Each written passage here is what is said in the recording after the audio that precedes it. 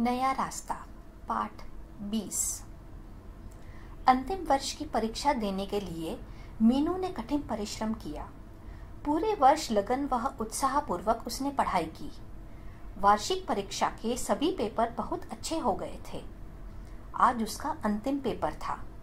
अंतिम पेपर देने के बाद जब मीनू परीक्षा कक्ष से बाहर आई तो उसे लगा कि मानो आज वह पूर्ण रूप से स्वतंत्र है। अब वह परतंत्र पक्षी की तरह पिंजरे में बंद होकर नहीं रहेगी, वरन स्वतंत्र पक्षी की तरह खुले गगन में विहार कर सकेगी। आज उसकी सभी सखियों का अंतिम पेपर था, इसलिए सभी प्रसन्न नजर आ रही थी। यद्यपि रात दिन जागने के कारण सभी के चेहरों पर थकावट स्पष्ट दृष्टिगोचर कर रही थी, फिर भी उस थकान भरे चेहरों पर प्रसन्नता की एक लहर थी। मीनू परीक्षा कक्ष से बाहर खड़ी अपनी सखी माया की प्रतीक्षा कर रही थी कि इतने में सामने वाले कक्ष से माया आती दिखाई दी। माया के चेहरे पर भी प्रसन्नता के भाव स्पष्ट दृष्टिगोचर हो रहे थे। मीनू का हाथ पकड़ते हुए माया आगे चल दी और मीनू से बोली, मीनू, पढ़ते पढ़ते बहुत थक गए हैं, चलो आज पिक्चर देखने चलते हैं। पिक्चर?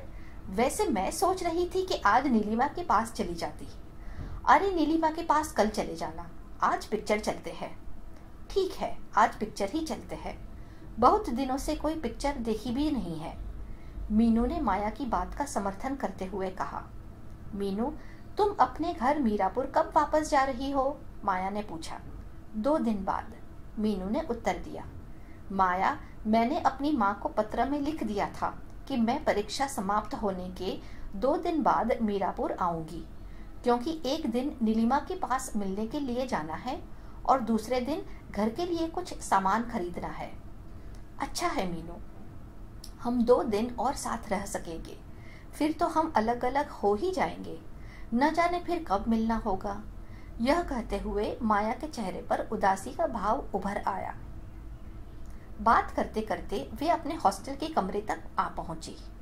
उन्होंने निश्चय किया कि पिक्चर 3 बजे वाली शो में ही देखी जानी चाहिए, जिससे कि हॉस्टल लौटने में रात्रि न हो जाए। दोनों ही रात्रि में जागी हुई थी। आज की रात तो सारी रात ही बैठकर पढ़ी थी। कमरे में जाकर जैसे ही वे पलंग पर बैठी तो उनका दिल हुआ कि वे कुछ समय के लिए सो जाए। आंखों में नींद भर रही थी। थकान के कारण बदन टूट रहा था।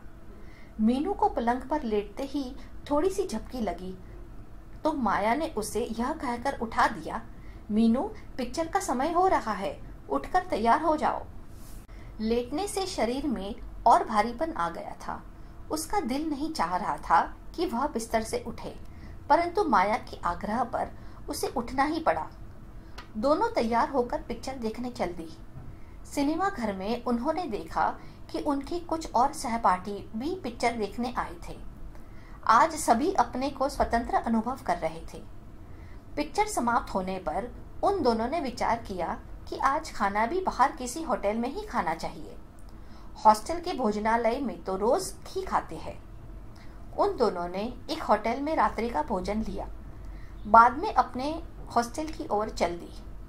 अब वे दोनों प्रसन्न थी कि उन्हें वापस अपने कमरे में पहुंचने पर पढ़ाई नहीं करनी है। आज वे आराम की नींद सोएगी। जैसे ही मीनू ने अपने कमरे का ताला खोलने के लिए अपने पर्स से ताली निकाली, सामने से नीलिमा व सुरेंद्र जी आते दिखाई दिए। नीलिमा को देखकर मीनू के चेहरे पर प्रसन्नता बिखर गई। मीनू ने नीलिमा को कुर्सी पर बैठाया और बोली, नीलिमा, आज तुम्हारे घर आने की सोच ही रही थी, परंतु आज हमारा पिक्चर का प्रोग्राम बन गया। अब मैं कल जरूर आती तुम्हारे घर। मीनू, मैं तो पहले ही तुम्हारे पास आ गई होती, परंतु इसलिए नहीं आई क्योंकि मेरे आने पर तुम्हारी पढ़ाई में विघ्न पड़ता। वैसे मैं यहाँ बहुत देर से तुम्हारी प्रतीक्षा कर रही थी। सुरेंद्र जी को कुछ उदास देखकर मीनू से रहा ना गया। वह नीलिमा से पूछ ही बैठी, नीलिमा, आज तुम लोग कुछ उदास लग रहे हो, क्या बात है? स्वास्थ्य तो ठीक है ना सबका? यह सुनकर नीलिमा की उदासी कुछ और बढ़ गई। वह उदास स्वर में बोली, मीनू, 3 दिन पहले अमित की कार का एक्सीडेंट हो गया है। इस समय अमित की हालत बहुत नाजुक है। यह बात सुनकर मीनू चौंकी और बोली, क्यों, कैसे हो गया एक्सीडेंट? कार के ब्रेक फेल हो गए थे, कार पेड़ से जा टकराई। कहाँ कहाँ चोट आई है? हाथ पैरों की हड्डियां तो चकनाचूर हो गई है और भी पूरे शरीर पर ही चोट लगी है। नीलिमा की यह बात सुनकर मीनू उदास हो गई। तभी नीलिमा बोल पड़ी, मीनू, अमित भैया तुम्हें याद कर रहे थे। यदि तुम उचित समझो तो थोड़ी देर के लिए उनसे मिलाना। कौन से अस्पताल में है? मीनू ने पूछा। मेडिकल कॉलेज में भर्ती है। ठीक है, कल सुबह मैं जाकर मिलाऊंगी, मीनू ने कुछ सोचते हुए कहा। कुछ समय बाद नीलिमा व उसके पति चले गए। माया पहले ही पूरी रात जागने के कारण थक कर सो गई थी। उन दोनों के जाने के बाद मीनू ने भी कोशिश की कि वह भी सो जाए, परंतु उसकी आंखों में नींद कहाँ। अब से 4 महीने पहले तक मीनू के हृदय में अमित के लिए घृणा ही घृणा थी, परंतु न जाने अब मीनू को क्या हो गया था। मीनू के हृदय के एक कोने में अमित के लिए कुछ स्नेह भाव उत्पन्न हो गया था। तभी तो अमित के एक्सीडेंट के बारे में जानकर उसका दिल बेचैन हो उठा। जैसे ही मीनू सोने की कोशिश करती, उसकी आंखों के सामने अमित का वह चेहरा घूम जाता जो उससे कुछ कहने के लिए बेचैन था। उसके वे नेत्र जो अपनी मूक भाषा में कहना चाहते थे कि वह निर्दोष है। रात भर मीनू इसी तरह बेचैनी में करवटें बदलती रही। कभी झपकी लग जाती तो कभी चौंक कर आंखें खुलती और उसके सामने अमित का वही चेहरा घूम जाता। प्रातः होने पर वह तैयार होकर अमित से मिलने चली गई। मेडिकल कॉलेज पहुंचने पर उसे पता चला कि 10 बजे से पहले मरीजों से मिलना वर्जित है। तभी उसकी नजर अपनी कलाई घड़ी पर पड़ी। उस समय 9 ही बजे थे। 1 घंटे का समय कहाँ व्यतीत करे, उसकी कुछ समझ में नहीं आ रहा था। तभी उसने एक पत्रिका खरीदी और पास में पड़ी बेंच पर बैठकर पढ़ने लगी। हर 10 मिनट में उसकी नजर घड़ी पर चली जाती। एक एक पल काटना कठिन हो रहा था। जैसे ही घड़ी ने 10 बजाए, मीनू वहां से उठी और खड़ी हुई और अमित के कमरे की ओर चल दी। उसने धीरे से दरवाजा खोलकर कमरे में प्रवेश किया। उस समय अमित अकेला पलंग पर लेटा था। मीनू को देखकर अमित के उदास मुरझाए चेहरे पर प्रसन्नता की एक लहर दिखाई पड़ी। मीनू पास में पड़े स्टूल पर बैठ गई। कुछ क्षण तक वह चुपचाप बैठी रही। उसकी समझ में नहीं आ रहा था कि वह किस तरह की बात करनी शुरू करे। तभी मीनू के मुंह से यह शब्द निकले, अब आपकी तबीयत कैसी है? ठीक नहीं है, अमित ने बहुत दबी आवाज में कहा। यह सब कैसे हो गया? मीनू ने पूछा। मैंने जो पाप किए थे उनका फल मिला है मुझे। यह कैसी बात करते हैं आप? मीनू ने अमित को चुप करते हुए कहा। नहीं मीनू, मैंने तुम्हारी भावनाओं को ठेस पहुंचाई, अपनी नासमझी के कारण तुम्हें बहुत परेशान किया। मीनू, मैं जानता हूँ कि तुम्हारे दिल में मेरे लिए बहुत घृणा है। मैंने कई बार कोशिश की कि तुमसे सारी बातें स्पष्ट कर दूं, परंतु दुर्भाग्यवश ऐसा मौका ही कहाँ मिला। अभी आपकी तबीयत ठीक नहीं है, आप आराम कीजिए। मीनू उसे चुप कराने की कोशिश करती रही, परंतु अमित जैसे सब कुछ बताने के लिए बेचैन था। नहीं मीनू, आज मुझे बहुत दिनों के बाद बात करने का अवसर मिला है। न जाने फिर कभी ऐसा अवसर मिले या ना मिले, इसलिए मैं अपने दिल की सारी बातें आज तुम्हें बता देना चाहता हूँ।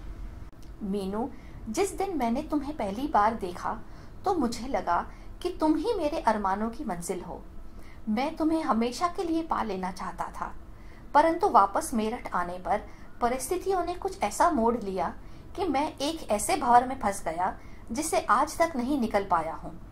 जब तुम्हें देखकर हम घर पहुंचे तो वहां आकर देखा कि मेरठ के बहुत प्रतिष्ठित व धनी व्यक्ति अपनी लड़की का रिश्ता लेकर आए हुए थे। मैं नहीं चाहता था कि उस लड़की से मेरी शादी हो, परंतु मैं अपने माता पिता के सामने बोल न सका। शायद यही मेरी सबसे बड़ी भूल थी। उसके साथ मेरा रिश्ता तो हो गया था, परंतु शादी न हो सकी। ईश्वर ने इसमें भी कुछ भलाई ही की है। जब से रिश्ता टूटा है, मैंने कोई और लड़की देखने का प्रयास ही नहीं किया। यद्यपि मेरे माता पिता इस बात से बहुत दुखी है। एक बार मैंने तुम्हें अपनी जीवन संगिनी मान लिया था, इसलिए आज तक तुम्हारी प्रतीक्षा करता रहा। नीलिमा भाभी से मुझे पता चला कि तुमने इस रिश्ते की नामंजूरी से दुखी होकर वकालत पढ़ने का व अपने पांव पर खड़े होने का फैसला किया है। मैं नहीं चाहता कि तुम्हारी पढ़ाई बीच में ही छूटे, इसलिए मैंने अभी तक तुमसे कुछ कहने का साहस न किया था। आज जब तुम वकालत पूरी कर चुकी हो, तुमसे कुछ कहने का समय आया था, परंतु अब विधाता ने मुझे तुम्हारे योग्य नहीं छोड़ा है। अमित को रोता देखकर वह उसकी बातों से भाव विभोर होकर मीनू के नेत्रों में भी आंसू आ गए।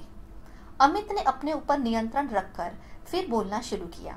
मीनू, मैंने तुम्हें यहाँ इसलिए बुलाया था कि एक बार मैं तुम्हें अपने दिल की बात बता दूं, जिससे तुम मेरे अपराध को क्षमा कर सको। वैसे मेरे अपराध की सजा मुझे ईश्वर ने दे दी है। अब मैं चाहता हूँ कि तुम मुझे क्षमा कर दो। यह बात करते करते अमित की नेत्रों में जल उमड़ पड़ा। अमित के नेत्रों में आंसू देखकर मीनू का दिल भी भर आया। वह भाव विभोर होकर बोली, अमित, भाग्य ने हमारे साथ धोखा किया है, इसमें तुम्हारा भी कोई दोष नहीं है। और जहाँ तक क्षमा करने की बात है, जब तुमने कोई अपराध ही नहीं किया है तो क्षमा किस बात की। मीनू, मैं इस समय मृत्युशैया पर पड़ा हूँ, न जाने कितने दिन की जिंदगी और है, परंतु जब तक मुझे क्षमा नहीं करोगी तब तक मैं चैन से मर भी न सकूंगा। यह शब्द मीनू के हृदय को बेचैन कर गए। वह बोली, नहीं अमित, ऐसा न कहो, तुम्हें कुछ नहीं होगा। ईश्वर की कृपा से तुम ठीक हो जाओगे। तभी अमित ने गहरी सांस ली और उदास स्वर में बोला, यदि मैं ठीक हो भी जाऊंगा तो भी पूर्ण रूप से ठीक नहीं हो सकूंगा। देखो, मेरे दोनों हाथ और दोनों पैरों में प्लास्टर चढ़ा है। हाथों और पैरों की हड्डियां चूर चूर हो गई है। इस दशा में पूरी तरह स्वस्थ हो सकता हूँ। तभी अमित की माताजी ने कमरे में प्रवेश किया। मीनू को उन्होंने 3 वर्ष के बाद देखा था, इसलिए वह पूरी तरह पहचान न सकी। उन्हें आभास हो रहा था कि वह उस लड़की को पहले भी कहीं देख चुकी है। तभी मीनू ने उन्हें नमस्कार किया और अमित ने मीनू को यह कहते हुए परिचय कराया, मम्मी, ये मीरापुर वाली मीनू है। अच्छा, मीनू, माँ ने उसे पहचानते हुए कहा। बेटी, आजकल क्या तुम मेरठ में ही रह रही हो? हाँ आंटी, मैं यहाँ वकालत पढ़ रही हूँ। वैसे अब 3रे वर्ष की परीक्षा दे चुकी हूँ, परीक्षाफल आना रह गया है। बेटी, मेरे अमित पर तो न जाने कौन सी घड़ी आई है जो उसकी यह हालत हो गई है। यह कहते कहते उनकी आंखों में भी आंसू आ गए। आंटी, आप चिंता न करें, अमित बिल्कुल ठीक हो जाएंगे। यह कहकर मीनू अपने स्टूल से उठ गई। अमित को इस हालत में देखकर मीनू के हृदय में उसके प्रति प्यार व दया की भावना उमड़ पड़ी। उसका मन हुआ कि काश वह कुछ समय अमित के पास बैठकर उसकी सेवा कर सकती। आज मीनू को आभास हो रहा था कि अमित का और उसका न जाने कितना पुराना रिश्ता है, परंतु क्या उसका यहाँ रहना उचित होगा इस समय? अनेक विचार उसके मस्तिष्क में घूमने लगे। अंत में उसने चलने का निर्णय ही ले लिया। चलने के लिए वह जैसे ही खड़ी हुई, अमित का चेहरा उदास हो गया। शायद वह भी यही चाहता था कि मीनू कुछ समय उसके पास बैठती, परंतु उसके अंदर इतना साहस कहाँ था कि वह उसके अपने पास बैठने के लिए कहता।